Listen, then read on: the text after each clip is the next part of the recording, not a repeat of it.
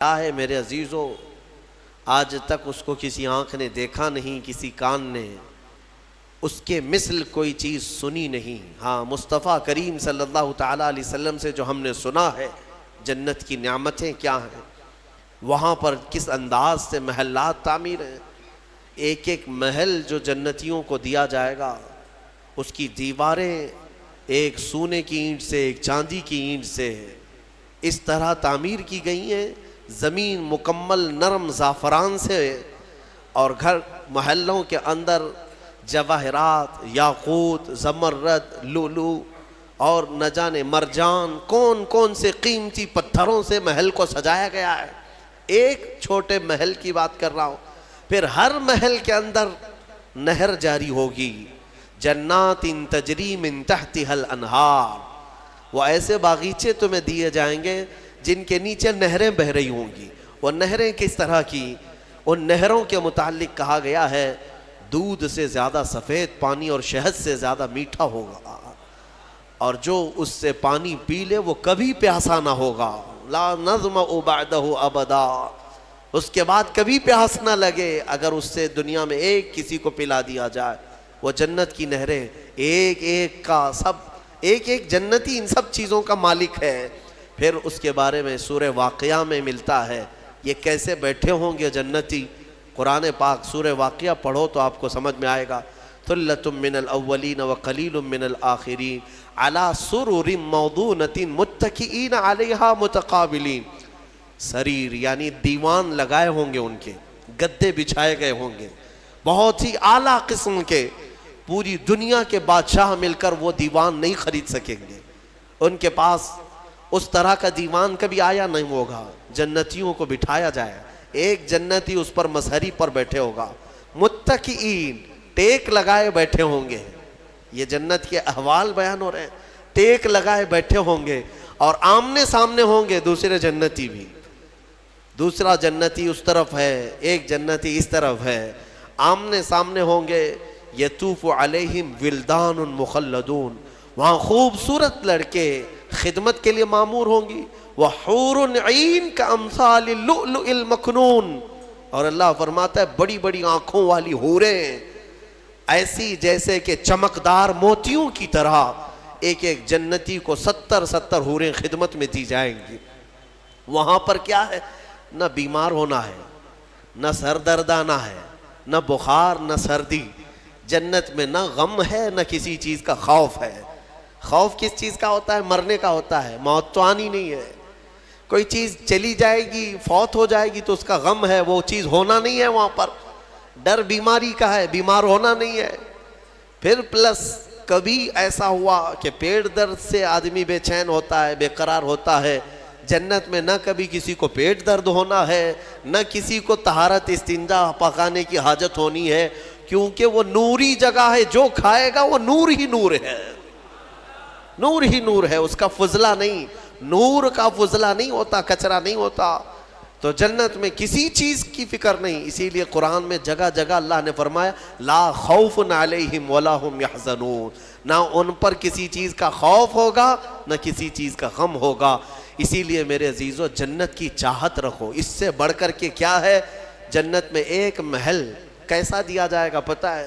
جنت فل ہو چکی ہوگی، فل ہو چکی ہوگی، سب سے اخیر میں ایک بندہ آئے گا، حساب دیتے دیتے دیتے زمانہ گزر گیا، جنتی جنت میں جا چکے، سب کا فیصلہ ہو گیا، لاسٹ آنے والا، سب سے اخیر میں آنے والا جنتی پتہ نہیں کتنے 100 سال بعد آئے گا، بخشش ہو گئی، اس کی سزائیں ختم ہو گئی، اسے بھی نکال کر کے لایا گیا۔ جنت میں وہ آیا، دیکھا ساری جنت بھری ہوئی، سب کے محلات لگے ہوئے ہیں۔ ظاہر سی بات ہے انٹرنس پر سیدھے ہی آتے ہی بڑے بڑے محلات اور سب کے نام لگے ہوئے ہیں۔ یہ حسرت سے دیکھنے لگا، میں بہت تاخیر سے آیا، مجھے جگہ ملے گی یا نہیں ملے گی؟ سب سے اخیر میں آنے والا جنتی، تو وہ جنت میں اندر آئے گا، رب تبارک و تعالیٰ سے پوچھے گا کہ مولا میری جگہ ہے یا نہیں جنت میں؟ رب تبارک و تعالیٰ فرماتا ہے جنت میں اس بندے سے پوچھتا ہے تیری کیا خواہش ہے؟ جنت میں یہ محلات سب کو جو دیے گئے ہیں وہ کتنے بڑے ہوں گے، میں انداز آپ کو بتاتا ہوں۔ اس بندے سے پوچھا گیا، وہ بندہ کہتا ہے میرے لیے کوئی جگہ ہے یا نہیں؟ اللہ تعالیٰ فرماتا ہے اے بندے تو دنیا سے آیا، دنیا میں رہا، زمین پر رہا، زندگی گزارا، وہاں سے آیا، اب تیرے لیے جنت ہو گئی۔ پوری دنیا جتنی بڑی تھی، کیا اتنا بڑا محل تجھے دے دوں؟ جنت میں اتنا بڑا ایک محل تجھے دے دوں؟ وہ خوشی سے مولا کی بارگاہ میں اچھلنے لگا، مولا اتنا بڑا محل، اگر اتنی بڑی نعمت مجھے مل جائے تو کیا کہنے؟ رب تعالیٰ فرماتا اے بندے کیا تو اس بات پر راضی ہے کہ دنیا کے برابر 2 دنیا برابر میں ایک محل دے دوں؟ دگنا، دنیا جتنی بڑی ہے اس سے بڑی۔ وہ بندہ خوشیوں سے جھومتا جا رہا ہے، یہاں تک کہ رب تعالیٰ اضافہ کرتا جا رہا ہے۔ حدیث پاک میں ہے اللہ تعالیٰ نے فرمایا کہ پوری دنیا کے برابر 3 گنا بڑا محل تجھے جنت میں دے دوں۔ وہ اش کرنے لگا، مولا یہ میری حیثیت سے زیادہ ہے اور تیرے فضل کے لیے کوئی چیز کمی نہیں ہے۔ پھر مولا تبارک و تعالی حکم دے گا کہ اس بندے کو جو دنیا سے آیا، سب سے اخیر میں آیا، پوری دنیا کے برابر 3 گنا بڑا کر کے اسے محل دیا جائے۔ یہ سب سے اخیر میں آنے والے کا ہے، جو شروع میں جا چکے ہوں گے ان کے محلات کتنے بڑے ہوں گے، اور جنت کی وسعت کو تم اندازہ بھی نہیں کر سکو گے، وہ کتنی بڑی ہے، کتنی چوڑی ہے، نہ تمہارے کیلکولیشن میں آ سکے گا، نہ حساب میں آ سکے گا۔ جنت کو کس قدر پھیلایا گیا ہے میرے عزیزوں۔ اب نعمتیں ایسی ہیں کہ اللہ تعالیٰ فرماتا ہے جنتی جب جنت میں جائیں گے، کلما رزقوا فیہا من ثمرۃ رزقا قالوا ھذا الذی رزقنا من قبل، جس چیز کی خواہش ہوگی نا وہ ان کا کھانا وہاں سامنے رکھا ہوگا۔ پھل کھانے کی خواہش، وہ جو کھانے کی خواہش کریں گے جنتی، وہ وہاں پر خدمتگار جنت میں لا کر ان کے سامنے رکھ دیں گے۔ اور فرمایا گیا کہ ہر بار ایک ہی قسم کے پھل کی طرح شکل ایک ہی ہوگی اور مزے الگ الگ ہوں گے، ایک ہی چیز لائی جا رہی ہے۔ تو جنتی ہو سکتا ہے آپ نے سیب کھانے کی خواہش کی، لایا گیا، بعد میں کیلا کھانے کی خواہش کی گئی، پھر ویسے ہی سیب کی طرح ہی شکل لائی گئی، پھر بعد میں آپ کو گوشت کھانے کی خواہش ہوئی، تب بھی سیب کی طرح ہی چیز لائی گئی۔ تو جنتی کہیں گے کہ یہ کیا ہے، جب جب ہمیں رزق دیا جا رہا ہے ایک ہی طرح کا دیا جا رہا ہے۔ تو رب تبارک و تعالی قرآن میں فرماتا ہے کلما رزقوا منہا من ثمرۃ رزقا قالوا ھذا الذی رزقنا من قبل، کہیں گے وہ ایسا ہی ہم کو اس سے پہلے بھی ملا تھا۔ اللہ فرمائے گا وہ ایسا نہیں ہے، وہ اتو متشابہا، بلکہ اس سے ملتا جلتا ہے، لیکن تم کھاؤ جو تمہارے من میں لذت چاہیے وہ اسی میں مل جائے گی۔ جنت کی نعمتوں کو ہم کیسے بیان کر سکیں میرے عزیزوں۔ پھر اس سے بڑی نعمت یہ ہے کہ جنتی کے لیے اتنی آزادی کہ وہ پوری جنت میں جہاں چاہے گھومے پھرے، سیر کرے، وہاں کے جنت کی نعمتوں کو دیکھے۔ جنتی کی کبھی خواہش ہوگی، وہ عرض کرے گا کہ مولا میں سیر و تفریح کے لیے تیری اولیاء کے دربار دیکھنا چاہتا ہوں، اسے لے جایا جائے گا۔ اللہ تعالیٰ کے جو محبوبین ہیں اولیاء، ان کے پاس جنتی کو لے جایا جائے گا۔ میرے عزیزوں وہ کیا سہانا منظر ہوگا جب تم غوث پاک کو بھی دیکھ رہے ہو، غریب نواز کو بھی دیکھ رہے ہو، جسے چاہتے ہو اسے دیکھنے کی غرض سے تم جنت میں تفریح کے لیے، سیر کے لیے نکلے ہوں گے۔ یہاں تک کہ جنتی خواہش کرے گا کہ مولا میں تیرے رسول کے صحابہ دیکھنا چاہتا ہوں، مولا میں تیرے انبیاء کے محلات دیکھنا چاہتا ہوں، لے جاؤ اسے ابراہیم علیہ السلام کے پاس، موسیٰ علیہ السلام کے پاس، عیسیٰ علیہ السلام کے پاس، جتنے انبیاء ہیں سب کے دربار میں جاتا رہے گا، جنت میں سیر کرتا رہے گا۔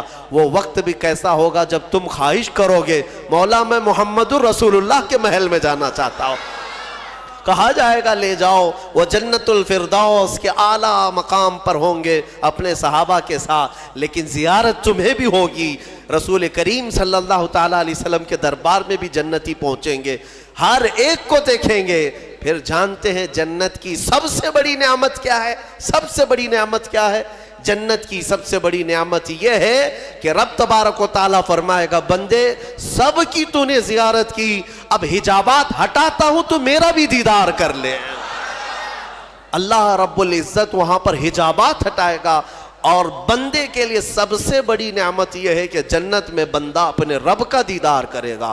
وجوہ یومئذ ناظرہ الی ربہا ناظرہ. قرآن میں اللہ فرماتا ہے وہ چہرے کیسے چمک رہے ہوں گے جو اپنے رب کی طرف خوشحالی میں دیکھ رہے ہوں گے, مولا کو دیکھ رہے ہوں گے.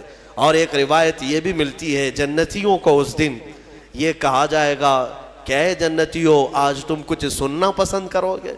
کہیں گے مولا تیری حمد, تیری ثنا, تیرے حبیب کی تعریف. دنیا میں گانے بجانے نہیں سنتے تھے, بچتے تھے, اپنے کانوں کو بچاتے تھے. جنت میں انہیں سنایا جائے گا. کس سے؟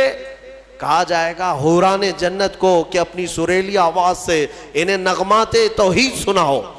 اللہ تعالیٰ کے حمد کی, توحید کی وہ سریلی آواز میں نغمات سناتی رہیں گی. جانتے ہیں جس کو سننے کا شوق ہوتا ہے وہ مدہوش ہوتا ہے. ہاں اللہ رب العزت کی حمد حوران جنت سے سنتے سنتے 100 سال گزر جائیں گے, 100 سال گزر جائیں گے. پھر رب تبارک و تعالیٰ فرمائے گا اے جنتیوں سیراب ہو گئے؟ کہیں گے مولا اور بھی ہم سننا چاہتے ہیں, اور بھی ہمیں سنایا جائے. پھر کہا جائے گا دنیا میں سب سے میٹھی آواز حضرت داؤد علیہ السلام کی تھی. داؤد علیہ السلام, لحن داؤدی مشہور ہے. جب داؤد علیہ السلام زبور شریف کی تلاوت کرتے تھے تو اڑتے ہوئے پرندے آسمان میں رک جایا کرتے تھے, پہاڑ وجد میں آتے تھے داؤد علیہ السلام کی آواز پر. تو رب تبارک و تعالیٰ فرمائے گا اے بندو کیا تم اس بات پر راضی ہو کہ میرے نبی داؤد سے میں تمہیں نغمات توحید سناؤں؟ داؤد علیہ السلام سے کہا جائے گا کہ اے داؤد آپ میرے ان بندوں کو میری حمد سنائیں. داؤد علیہ السلام اپنی میٹھی آواز میں جب نغمات توحید گنگنا رہے ہوں گے 100 سال گزر جائیں گے, پتہ نہیں چلے گا, پتہ نہیں چلے گا. پھر مولا تعالیٰ فرمائے گا سیراب ہو گئے, تم سیراب ہو گئے. جنتی کہیں گے مولا تیری حمد اور بیان ہو تو اچھا ہے, اب ہاں اور ہم سننا چاہتے ہیں.